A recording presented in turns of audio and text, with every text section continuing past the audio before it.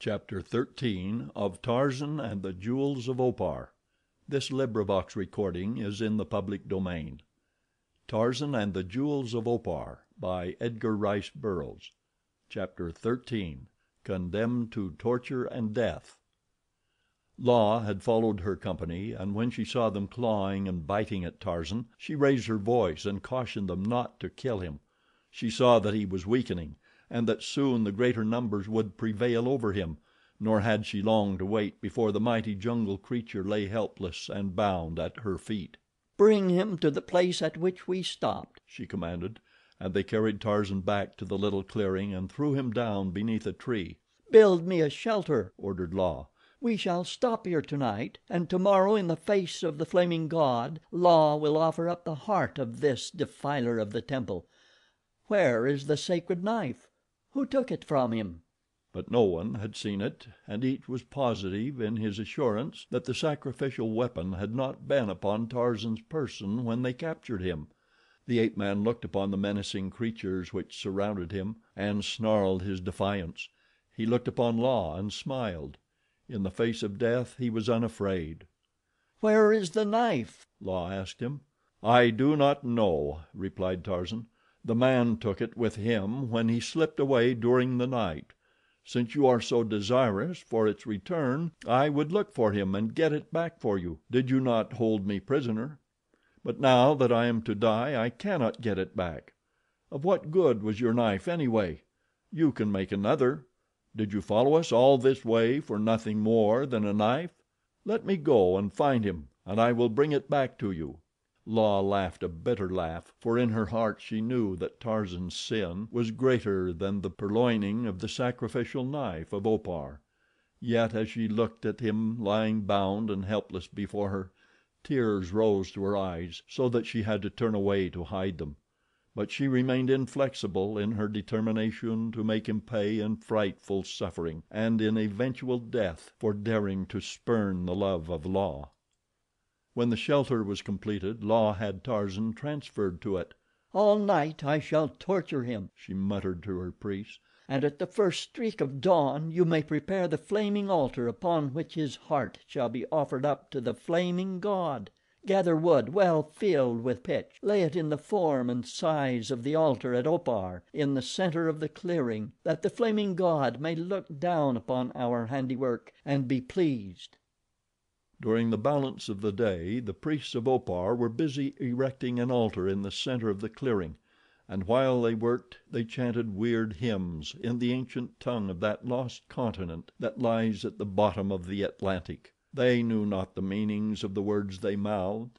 They but repeated the ritual that had been handed down from preceptor to neophyte since that long gone day when the ancestors of the Piltdown man still swung by their tails in the humid jungles that are England now. And in the shelter of the hut La paced to and fro beside the stoic ape man. Resigned to his fate was Tarzan. No hope of succor gleamed through the dead black of the death sentence hanging over him. He knew that his giant muscles could not part the many strands that bound his wrists and ankles, for he had strained often, but ineffectually for release. He had no hope of outside help, and only enemies surrounded him within the camp. And yet he smiled at La as she paced nervously back and forth the length of the shelter. And La, she fingered her knife and looked down upon her captive. She glared and muttered, but she did not strike. "Tonight," she thought, "tonight, when it is dark, I will torture him."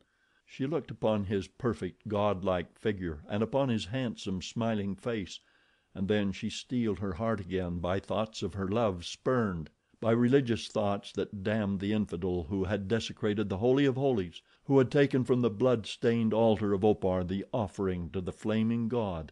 And not once, but thrice.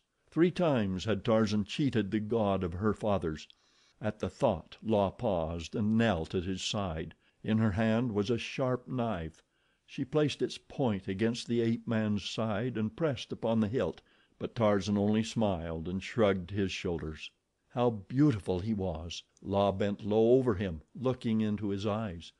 How perfect was his figure! She compared it with those of the knurled and knotted men from whom she must choose a mate. and La shuddered at the thought. Dusk came, and after dusk came night. A great fire blazed within the little thorn boma about the camp. The flames played upon the new altar erected in the center of the clearing, arousing in the mind of the high priestess of the Flaming God a picture of the event of the coming dawn. She saw this giant and perfect form writhing amid the flames of the burning pyre. She saw those smiling lips, burned and blackened, falling away from the strong, white teeth. She saw the shock of black hair tousled upon Tarzan's well-shaped head disappear in a spurt of flame. She saw these and many other frightful pictures as she stood with closed eyes and clenched fists above the object of her hate. Ah, was it hate that La of Opar felt? The darkness of the jungle night had settled down upon the camp, relieved only by the fitful flarings of the fire that was kept up to warn off the man-eaters. Tarzan lay quietly in his bonds. He suffered from thirst and from the cutting of the tight strands about his wrists and ankles; but he made no complaint. A jungle beast was Tarzan, with the stoicism of the beast and the intelligence of man. He knew that his doom was sealed, that no supplications would avail to temper the severity of his end, and so he wasted no breath in pleadings, but waited patiently in the firm conviction that his sufferings could not endure forever. In the darkness La stooped above him. In her hand was a sharp knife, and in her mind the determination to initiate his torture without further delay. The knife was pressed against his side, and La's face was close to his, when a sudden burst of flame from new branches thrown upon the fire without lighted up the interior of the shelter. Close beneath her lips La saw the perfect features of the forest god, and into her woman's heart welled all the great love she had felt for Tarzan since first she had seen him, and all the accumulated passion of the years that she had dreamed of him.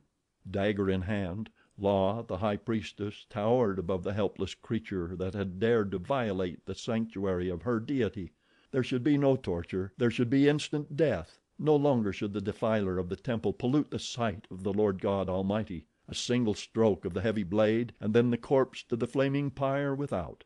The knife arm stiffened, ready for the downward plunge, and then La, the woman, collapsed weakly upon the body of the man she loved. She ran her hands in mute caress over his naked flesh. She covered his forehead, his eyes, his lips with hot kisses.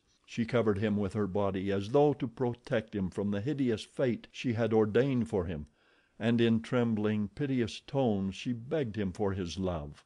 For hours the frenzy of her passion possessed the burning handmaiden of the Flaming God, until at last sleep overpowered her, and she lapsed into unconsciousness beside the man she had sworn to torture and to slay. And Tarzan, untroubled by thoughts of the future, slept peacefully in La's embrace. At the first hint of dawn, the chanting of the priests of Opar brought Tarzan to wakefulness. Initiated in low and subdued tones, the sound soon rose in volume to the open diapason of barbaric bloodlust. La stirred. Her perfect arm pressed Tarzan closer to her. A smile parted her lips, and then she awoke, and slowly the smile faded and her eyes went wide in horror as the significance of the death chant impinged upon her understanding.